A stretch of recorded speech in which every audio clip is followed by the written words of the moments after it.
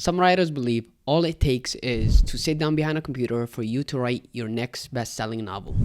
But we all know that's not true. It actually takes way more than that. But it all starts with a productive writing routine. And in this video, I will cover the 3 habits that are ruining your writing sessions every single day. Salaam friends, this is Mohamed and I'm a writer. And in this channel, we demystify the writing process and explore the tools and habits that make writing possible. Habit number 1 is procrastination.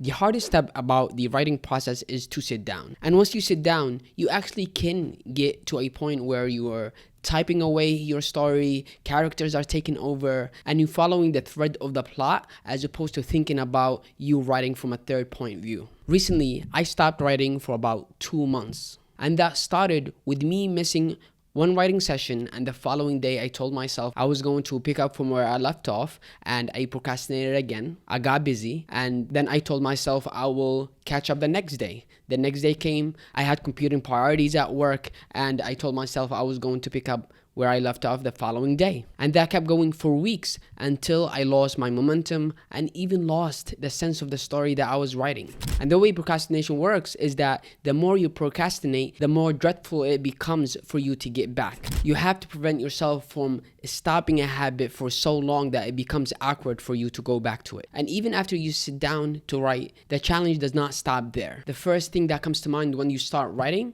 is the voice of reason that tells you how bad of a writer you are.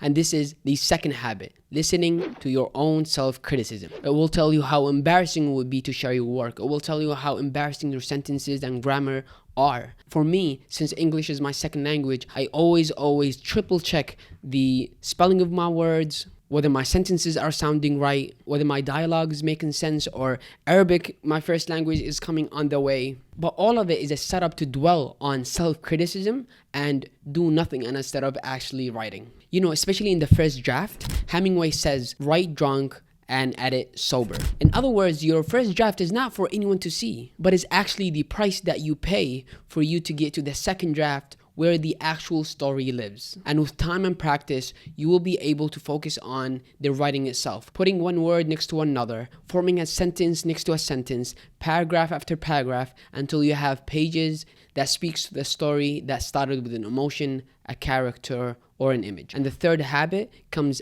after you sit down, after you quiet the voices of self-criticism and focus only on the writing. Here comes the endless distractions. In our modern world, we are not left alone, even in moments of solitude. Our phones are constantly buzzing, calling us for our attention to a text message, a phone call, a Facebook post, a tweet, and it feels like the whole world is conspiring for you not to do the thing that you are supposed to do. Neil Gaiman even mentions at some point when his writing career was picking up, he found himself replying to more emails than the actual writing.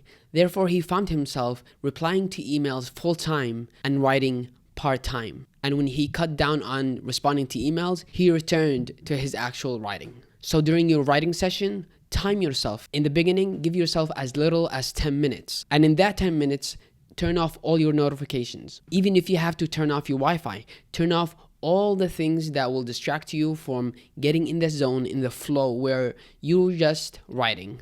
And once that's over, then the next day do another 10 minutes, and 3-4 days later increase it by 5 minutes until you build back your stamina to write for half an hour or an hour. Now, I know most of us are either parents or busy with a day job or have competing obligations in our life, but it's always better to write little every single day than write on inspiration. That's it for this video, and if you liked it, then you will enjoy my video here on journaling and how I use it as a way to get back to my writing routine. Thank you for watching, and keep writing.